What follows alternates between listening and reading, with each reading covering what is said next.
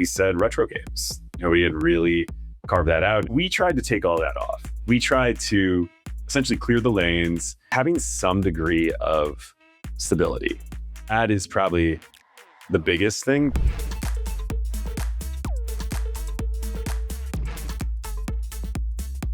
Today, we welcome Wade Rosen to Nuance Effect. Here's why everyone should know Wade. Wade is the CEO of Atari and also the founder of ThrivePass. Wade has a wonderful family, good person, hilarious, sometimes beats me in Magic.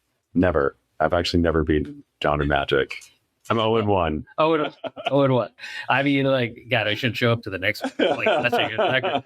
All right. So typically, with Nuance leadership, it's focused on one corporate function or customer segment, and it stems from either necessity or the identification of a clear gap in the market. Yeah. Right? It tends to happen consistently, but is adaptable and evolves over time based on the market changing. In every instance, it's focused on some core group of people and usually built on growing them or retaining them.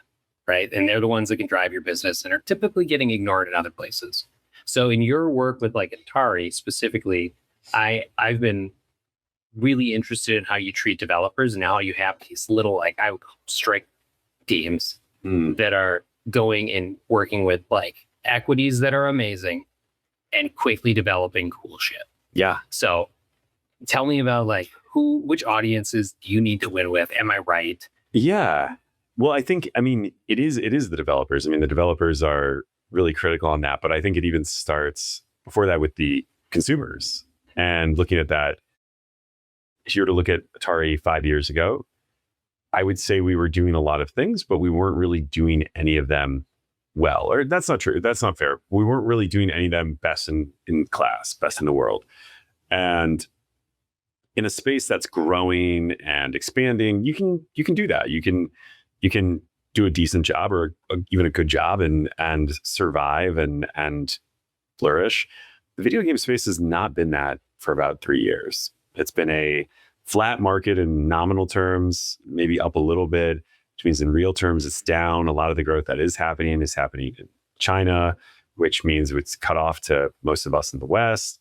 And a lot of it can be in mobile, which we don't, as of right now, don't do a ton in. So when we were looking at how to rebuild Atari and how to bring it back to its former glory, even that's not a fair way to say it because the 1970s were a radically different time for video games. But just to make it a relevant video game company. But a great time for video games. Yeah, it was. Yeah, very innovative time for video games. Yeah.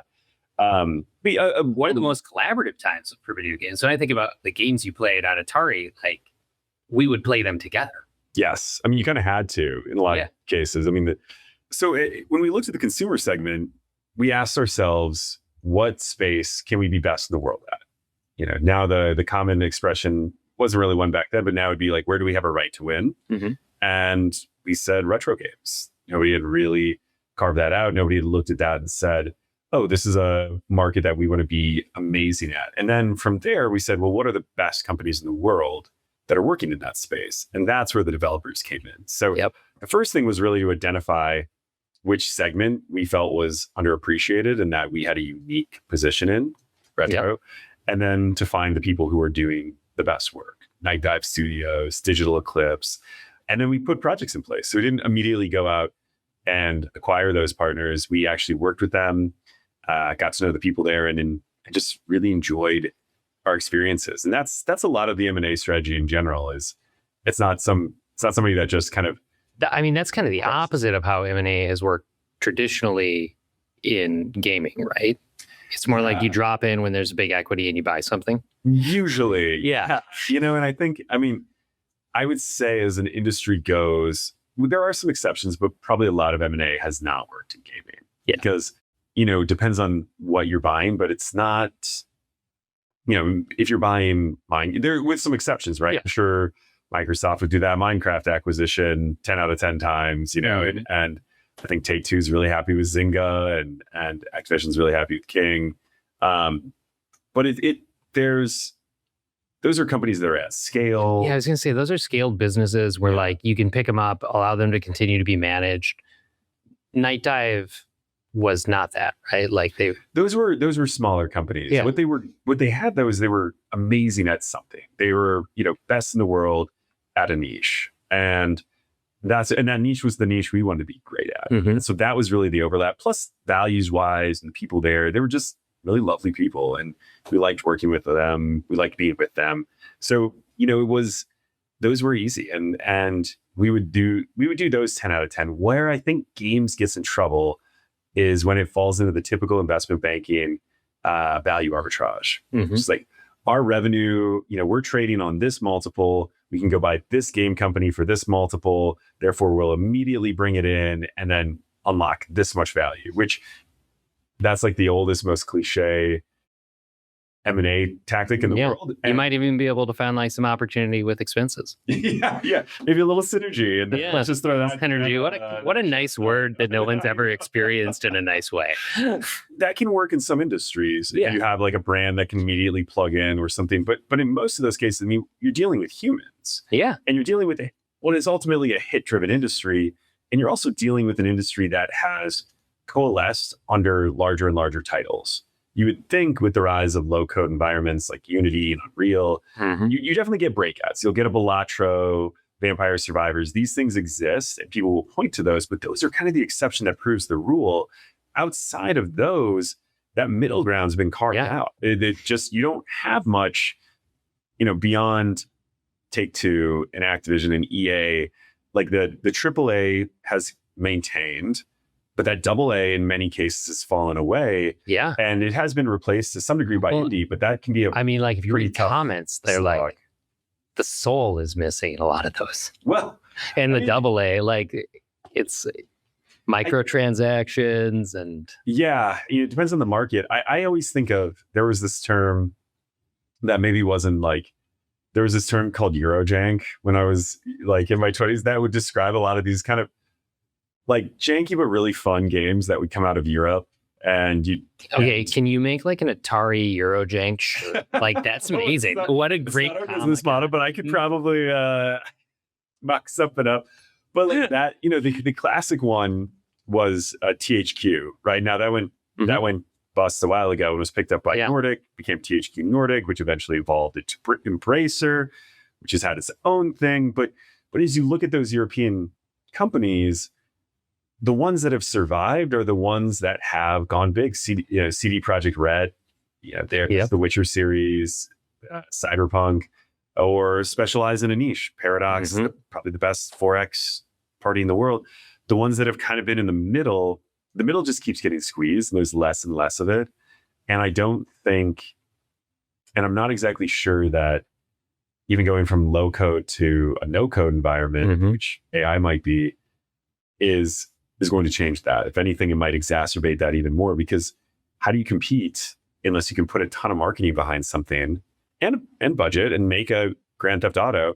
Well, you can compete by becoming great at things that are being underserved. And that's what we do. But the industry as a whole is in a big turmoil. So when you think about like your earliest days at Atari, before you knew things would work, maybe even before you decided to jump in with both feet. I think I went from like, this will work, this won't work, back to this will work. So it's been a bit of a rolling. I mean, that's kind of how it goes, right? Yeah. You're like, honeymoon to, oh no, we're now done. And then like, oh, better dig myself out. No. Yeah, you feel a lot better. It's exactly the time where you start taking on more. And then that's when the next just oscillate. Yeah. No, I mean, like I've become complacent. Time to like go into the dip again. Right? I mean, like that's what makes the world fun. Like be a glutton for punishment. So what did you think was missing, or what problems weren't being solved for like these developers?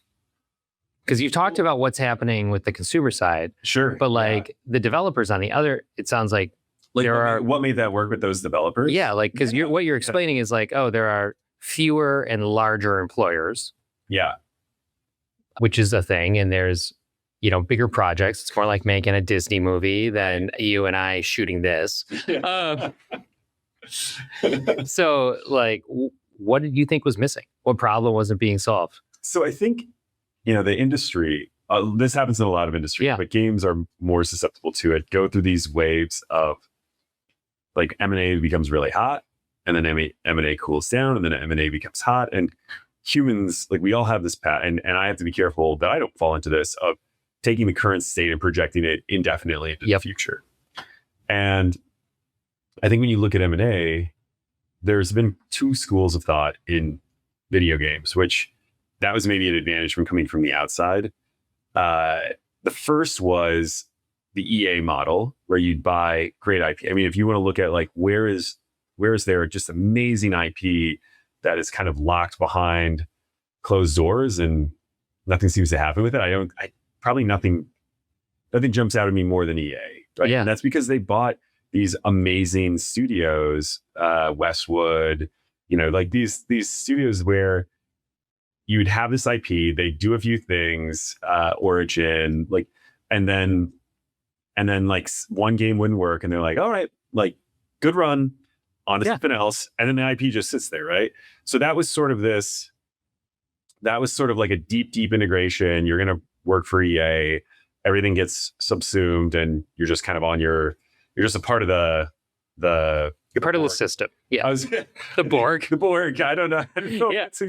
You're part of that machine, right? Yeah. I think that machine's gotten nicer over the years, but back in the day, it was like obviously the most ruthless. I mean, it was famous for being the worst place to work in America for years and years and years. They've done a lot to work on that, but there still is kind of this, hey, you're going to get bought and you're going to, they're not adapting to you. You're going to have to adapt to them. And then there was another model, the Embracer model, which was very hands-off and also eventually ended in tears. But it was essentially buying things. You're part of this large company, but there's very little being done to organize or really pull things together. And there's some amazing companies there. Right. Coffee Stain Studios, which recently spun out, amazing. PlayOn has done a lot of really great things. There's Middle Earth IP, Ido. So awesome things, but they all have historically operated independently. We looked at those two models and said, well, neither of those makes sense for us. We want to keep creative independent. Mm-hmm. We're not buying these devs because we know more than them about how to make a great remaster of a boomer shooter or a great collection. Like we have to lean on them, but I don't really think they like doing their managing payroll and HR and legal and IT and business development. You're right. They don't. No, these are the things that people do because they like doing the other things. Yeah.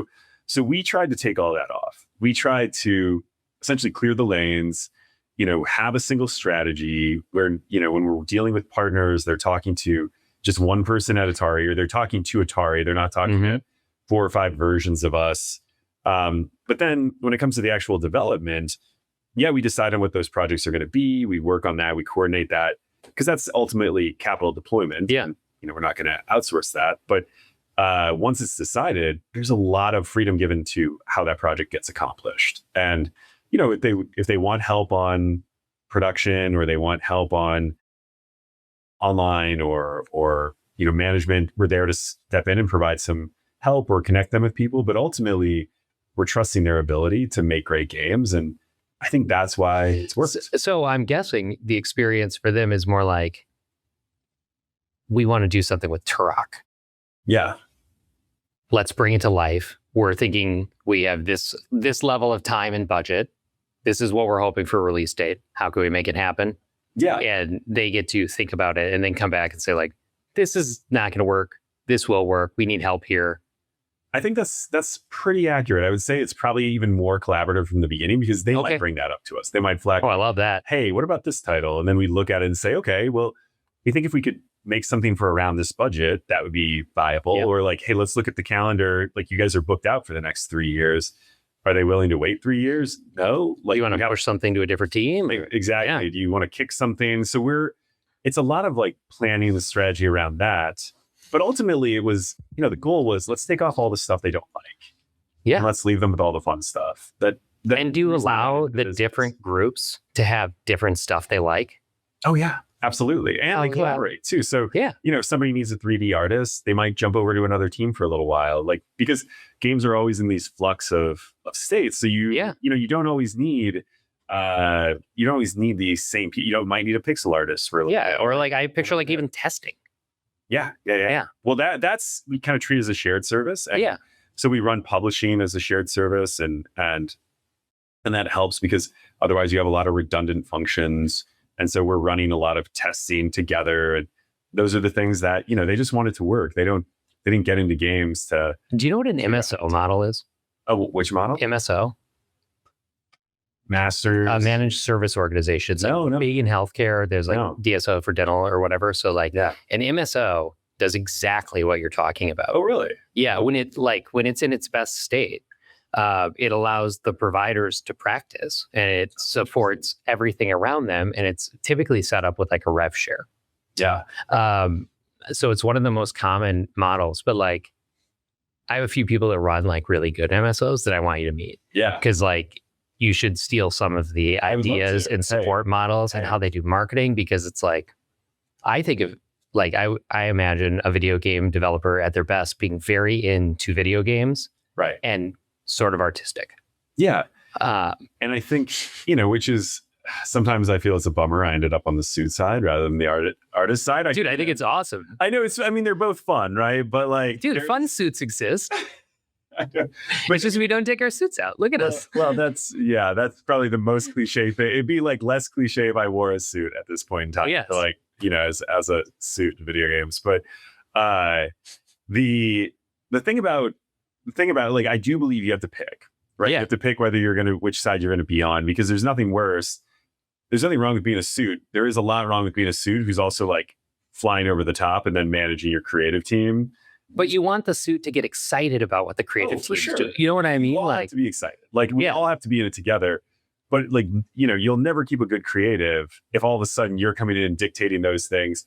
Where I will say that you need to be a part of the process, because the company has to survive. It is still a business, and we all have our favorite games. I have so many weird, crazy games I would love to work on that, probably wouldn't generate any money. And every once in a while, you'll let the team take a flyer on that. Like, you'll just kind of like. But I mean, that's how you find a hit. I don't think so, actually. I mean, sometimes, yes. Sometimes you can kind of get a little bit of a break. I picture that being like incubating a business. Like, there's this game. Here's a great example. Nightdive really wanted to do this game called PO. And it's like this weird first-person shooter. Like, that is nobody's definition of a hit. But they really wanted to do it. And they're a great team, and they do a lot of great. Like the letter P-O? P apostrophe O-D. P-O''d. I'm going to play it. Yeah, it's so they were like, hey, we can do this game. We want to put it out for April 1st. Like, let's do it. And I kind of look at them like, this is fine. It's not going to make any money. Fine. Like, let's do it. That's, it's going to make you guys happy. And the goal, what you really want, are as many projects that check that creative box and the financial box. Yep. Sometimes you don't get that. And sometimes you're just on the creative side. You can take a few swings there, and maybe every once in a while you get a breakaway. Mm-hmm. Sometimes you're just in the financial box, and you can't do many of those without losing your team. So it's really an empathy balancing act of kind of being like, hey, like, you love this series and we think it's viable. Okay, easy. Turok, great example. Yes. Like, there's no doubt that we were going to do like the Turoks when we had those opportunity. Mortal Kombat, when we had the opportunity to do that team, that was like probably their number one project they wanted to work on. Yeah. And, we had the opportunity to do it. And it's like, okay, this checks both boxes very comfortably. They can't always be like that. Sometimes you're going to get one that falls a little bit more into one or the other. But as long as you're communicating and working with the devs, and that's a little bit of so when you talk about the devs, it's really hopefully taking the stress off, allowing them to focus on the creative aspects and the things that they enjoy. And then,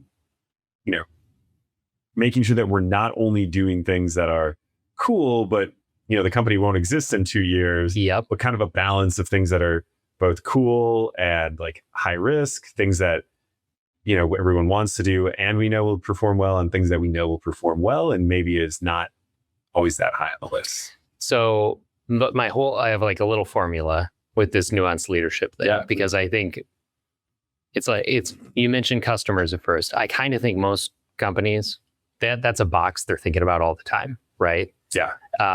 But like, my theory is developers can get forgotten pretty easily. Usually providers can in any service industry. It's like, talking to Michelle, it's so easy to forget the esthetician and expect them to go to work. Like in behavioral health, the number one problem is turnover.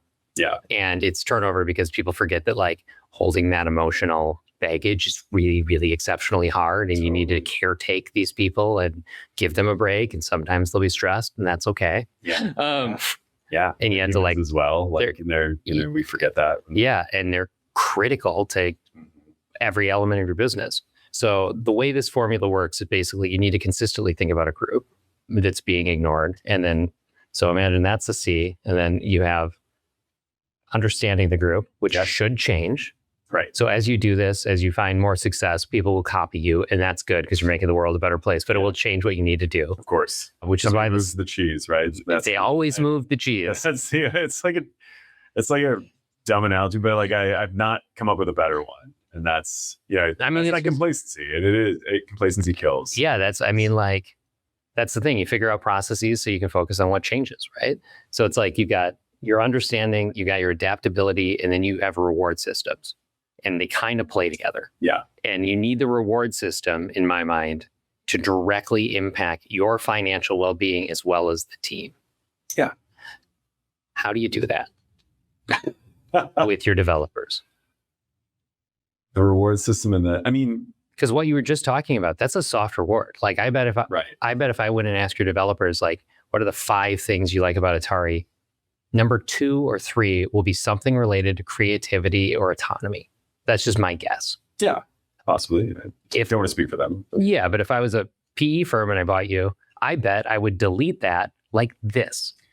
Because I would do all the due diligence and be like, we got to make sure we keep all these other things. But it's easy to forget about the fact that like the number one resource is focused on these other soft things. So like when you think about reward systems, how do you align those?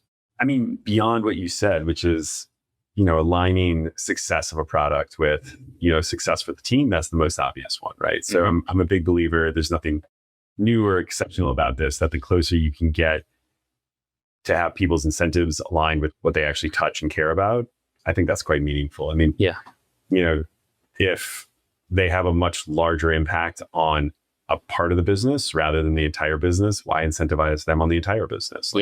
It's my belief, you should focus more on incentivizing them for the part of the business that they do control. So it's directly aligning that. We do have some EOS and like traction frameworks that we use. There's nothing really new or exciting on that, but it really is trying to make sure that it's such a good system. It is. I mean, everybody adapts there, right? And you kind of figure out what works and doesn't work for you, but it's very adaptable. Yeah. And so I think getting a shared language is critical. That's a big part. And just sitting down and doing it every quarter, knowing where you're going, having a common direction. I think the biggest part though, if we look at those dev teams, is the retention of creativity. I know, like beyond the monetary side, like, hey, we have success, and so then we all share in that success, and it's the success that can be directly attributed to this team. That's obvious. Yep. But if you look at like where things have gotten off track, it's oftentimes teams. First, I mean, it like this is a creative industry. This is not a SaaS industry. Like, VCs have come into this industry and largely found it disappointing because it doesn't operate like SaaS. Something works one time, it doesn't work the next time. It's really hard to replicate. You're constantly... Well, you're trying to deliver fun. Yeah. I mean, you're trying to deliver fun. The medium's always changing. The way people are playing is always changing. We're competing with industries that we didn't compete against. Like, who would have thought legalizing sports betting in 2019 would actually have an impact? Or hit prediction markets. For sure. I'm sure they have. Like, look at the demographic that's playing into that.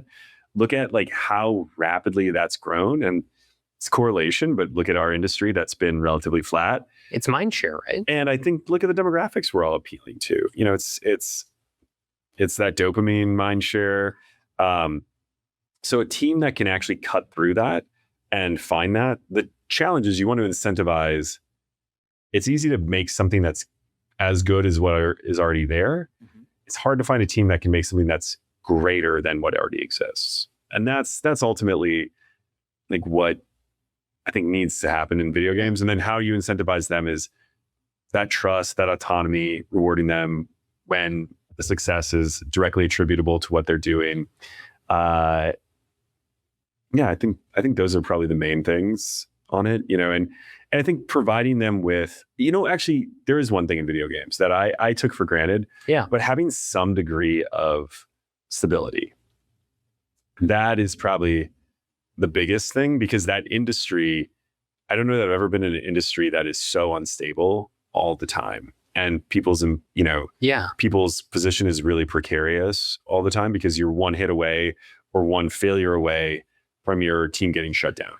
And then best case at that point, you get subsumed into the larger organization. I say when it comes to that, we take a little bit more of a Japanese approach to it, which is very slow to hire. We're even if we have a lot coming down the pike, we're not going to necessarily ramp up with a lot of anticipated, this is where we're going to be in 2 to 3 years, because it's hard in that space. And it creates a lot of disturbance when you cut people and when you trim that team. And then what happens if you need them there? So especially you're talking about relatively small groups of developers on any given team, right? I mean, on our teams, less yes. than 50? Oh yeah, no, on our teams for sure. But if you look at these devs that are being cut right now, I mean, these are hundreds of every week, teams are being shut down that are hundreds of people. And, that is, sometimes that's unavoidable. Sometimes you kind of look back on that and you're like, you can see the seeds being sown 4 years earlier, like the rampant, because I think people, they worry in that space more about missing an opportunity than about the cost of what happens if we overshoot or overscale or things. And that space has kind of been treated like tech, which can scale up and scale down really rapidly and adjust really quickly. And I just don't know that it has quite that same dynamic aspect to it, because the creative functions, have you studied how Netflix does their relationships with talent? No, I haven't actually. They take, as I understand it, because media is all kind of like this, right? Where it's like, you're on a hit TV show, it has a bad season, you need a new job. Right. So what they do is they trade security for royalties. Right. So it's like when they hire someone like an actor, we'll employ you for 5 years. Right. On this many projects. Not, we'll put you on this one project. Yeah. And they do that throughout their whole thing. So their camera people, et cetera, are they'll just get moved. So they know that they have a job. And there's some beauty in that, right? There is, and I think in an industry that has struggled with that, I feel like the industry sometimes lacks self-reflection as well. And the only, I came in late, right? I haven't even been there for 5 years. What I will say is 5 years plus a lifetime of gaming. A lifetime of gaming, but seeing it from the inside has been, I still like games, even though I saw how the sausage gets made. But what surprised me, I came during COVID, and things were really, the party was still going. The party, it's a little late in the night, but the party was still very much alive. We were not at that party. We were, having to really rebuild and restart where the company was going to go. So we started coming out and started growing again in about 2023, which is right when things started to go downhill for the industry.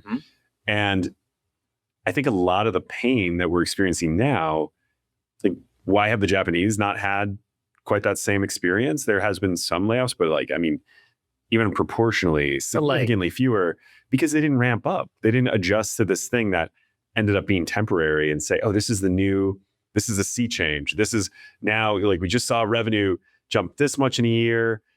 Everything's going to change. Let's go for it. And then scale that up, only to have it come back down and there be no place to go. The other thing that I think makes security important and makes it more challenging is, and this is what I didn't anticipate. It's obvious once you're in it, but until you're in it, I came from tech. I thought there'd be a lot of parallels. There's almost none. Really? And very few. Tech. How many people fall into that trap and get totally burned? I'm sure a lot. I'm sure a ton. A lot of suits, I'm picturing. Well, I'm sure a lot of I think a lot of VCs fell in that trap. Yeah. And I think a lot of tech has fallen into that trap. It has much more in common with media and things like that. So honestly, starting a video game company sounds like investing in a vineyard. Right. It is. You better love it.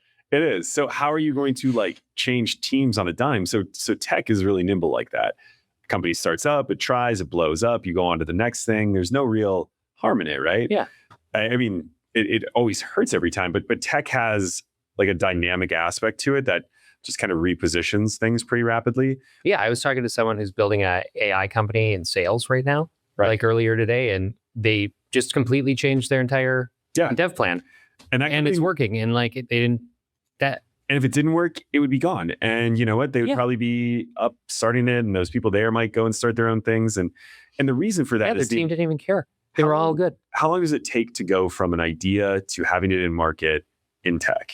At this point, 2 weeks, a month, maybe. Before you have an MVP out, like you can test it, see if there's, and then to have a solidified product. But to like test the market, we'd have an idea and we'd put it out there and feedback and kind of know whether we were going to keep it or kill it in about a month. Yeah.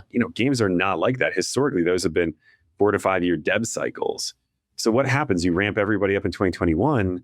Well, when everyone decides to ramp down, like right now, there's kind of an underinvestment, I would argue, if you look out 4 to 5 years down the road. Because it feels like everything you're saying, it's like a perfect time to invest in video games, which is usually the case in any market, right? When people have kind of pulled back, there's usually some opportunities. We're still kind of moving through that COVID hangover a little bit. There still needs to be a bit of right sizing on the supply side. We need to get demand under control because, we haven't been growing in a meaningful way in a long time. And I think that requires some self-reflection of what are we not providing to people that they really want. Mm-hmm. But that, you can't run a video game company like you do a tech company where you're just pivoting every month. You have to like make a choice. You can test things and see if they work, but it's really changed our dynamic with hiring, which is like, all right, do we feel like this is a position we're going to have around for a long time, regardless of if this project works out or if that project works out? Is there something else? And if not, it might be too disruptive to bring them on board. So I love how you're talking about doing M&A too, because it gives you like such a great reason to outsource. Yeah. Because you get to learn. And then it's like you're saying, it's very similar to how like the Japanese would do it. Because you're like, what temperature the water is. Right. People know each other's names. Right.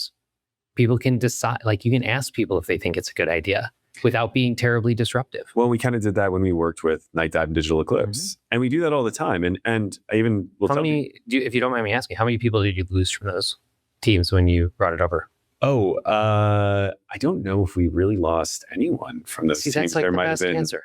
Yeah, there might have been like maybe a little bit on Digital Eclipse, but then I think shortly thereafter we probably, it's certainly grown. Both those teams are larger now than when we acquired them. Yeah. And this is a incremental growth every year, right? Like, because if you throw too many people in there, you lose that culture. It's a creative endeavor. There is a little bit of like, if you double the team size, who's adapting to who? Like, are the new people adapting to who's already there, or are those people adapting to the new people? And you see that when you grow too fast in creative spaces. Like you got to really, dude. I mean, like I think one person at a time, 1-2 people at a time, because any more than that, you're going to mess with the culture in a highly creative, high functioning organization. I always say, like, if you're lucky, you can steer culture, but you don't get to control it. I don't know if I agree with that, John. Maybe you're right here, but here's what I will say. I think so. What you're talking about is guiding them to stay similar, but like, what's interesting? You're also allowing autonomy, which you have to because they're people. Well, my pushback on that, I mean, it depends on what culture is, right? Like you are right. I do think culture or values start at the top. Yeah. And if you look at an organization that's having problems, it almost always is stemming from there. It's usually, with some exceptions, right? Values in my mind are different. Right. But don't you think those derive down to culture oftentimes? That those will over time distill into the culture? I think they're deeply related, but I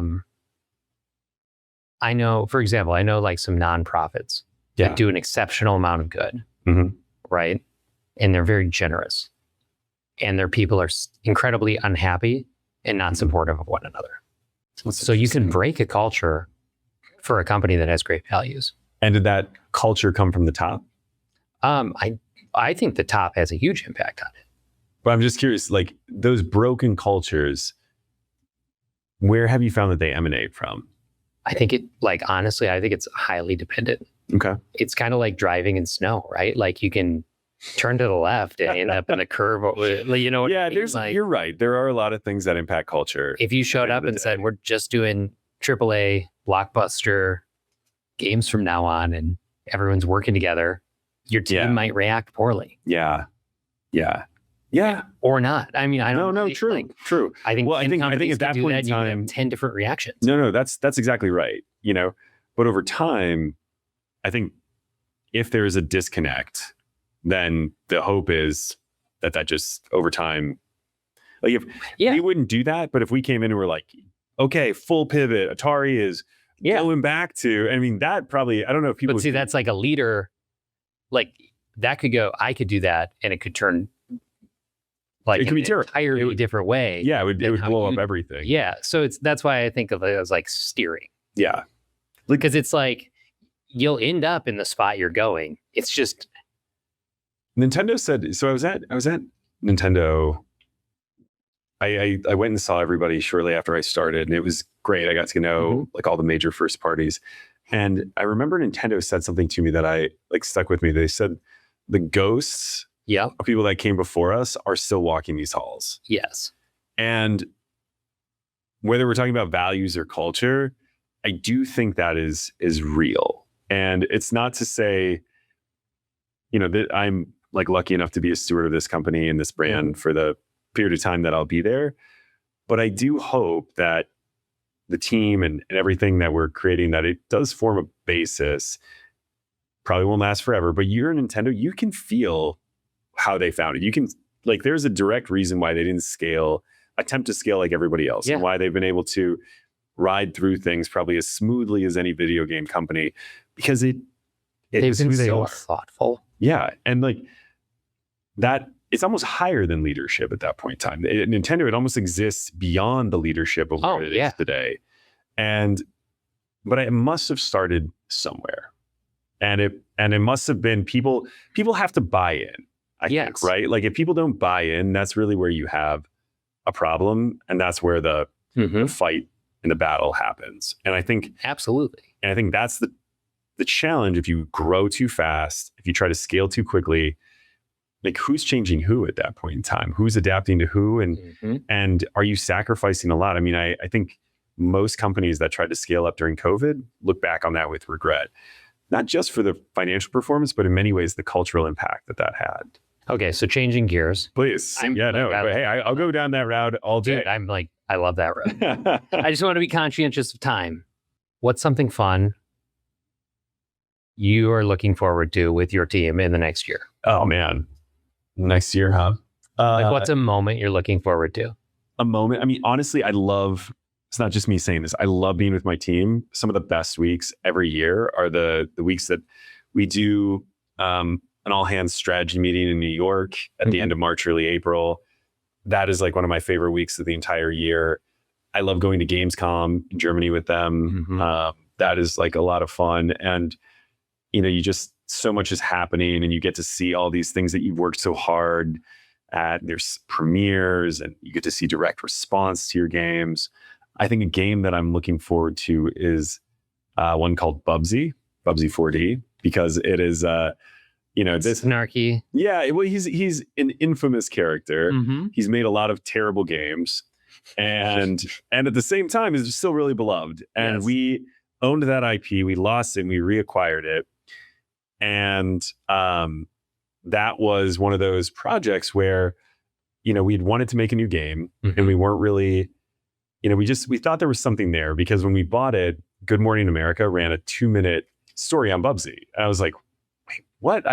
We've done all these things and nothing has gotten their attention. You've like given so much attention. Yeah, it was so strange. And I'm like, there must be something in the zeitgeist, like a little bit of like oil in the zeitgeist still that like is powering this. And it was actually a member of our team, Sam, who brought up this developer that he liked and said, hey, they are doing really great work. We were asking a number of developers and I inadvertently kind of kicked off an RFP process on a separate podcast, which my team, I think, was annoyed by. So apologies to them. So you've got like Atari, you've got ThriveFest, obviously Molly. Let me extrapolate a little bit on the state of the industry as I see it, which is I thought when I got it was the 80-20 rule. And I think it's more that 90-10 rule where you have these massive games, Grand Theft Auto being the biggest example of that. Like no one will be able to match that level of marketing. Yes, they're investing a lot. They're like, it's going to be an amazing game. Like those things will continue. And those things actually have a lot of resistance, at least for now, against AI and things that are changing. I mean, the amount of storytelling and energy that goes into that. It's the ones that played right below that have a lot of trouble. And then the other companies that I see being successful are the ones that have kind of gotten out of the middle of the ocean where it's just very bloody and really difficult and gone off to the sides and said like, okay, what are we really good at? And that's what we try to do. And we try to work with other companies that are like that. We always so as we look at a dev. So when you look at like a Hollow Knight, right? And the sequel, how much do they spend on marketing? Because I feel like the answer is close to zero. Right? Probably not a lot, but that is also a bit of the exception that proves the rule, right? Yeah. Like for every Silksong or Hades or Balatro, there's 1,000 games like that get no traction. Yeah. But they're also going off to the side, or is there a different way they're going on? Like when you say no, I think they've really carved that out and they do those things amazingly well. I also think a lot of those became successful initially when there was a gap in the market for indie to really become successful. Silksong, if Hollow Knight hadn't existed, I don't know how much attention Silksong would have gotten. As it is a great game. I really enjoyed it. But, it had the most wish lists of any game ever when it launched because they'd announced it 6-7 years ago. Same thing with Hades too. It's like they totally. Yeah. Like, and that those initial games hit at the perfect time. And Hades kind of gave rise to an entire genre. Like roguelite existed before, but was, it exploded after Hades. And games like that specifically, those are Hades-like roguelites, right? I mean, they're their own genre now. So it kind of owns that genre. I think, again, they are probably both best in class and best in the world at what they do, or right up there. Yep. But they also have a little bit of an incumbent advantage. So even though they seem like small independent studios, they're also coming in with like a really strong head start on all of that. And another great one would be Larian, Baldur's Gate 3 dev. But they were doing the Divinity series for decades. That was built on decades and decades and decades of experience. Baldur's Gate, feels like an overnight success. So, okay. Favorite leadership book? Hard Thing About Hard Things. Hard Thing About Hard Things? Yeah. Favorite video game? Ooh, much harder question. Favorite video game would be Dragon Warrior 4. I'll say that's what got me into games.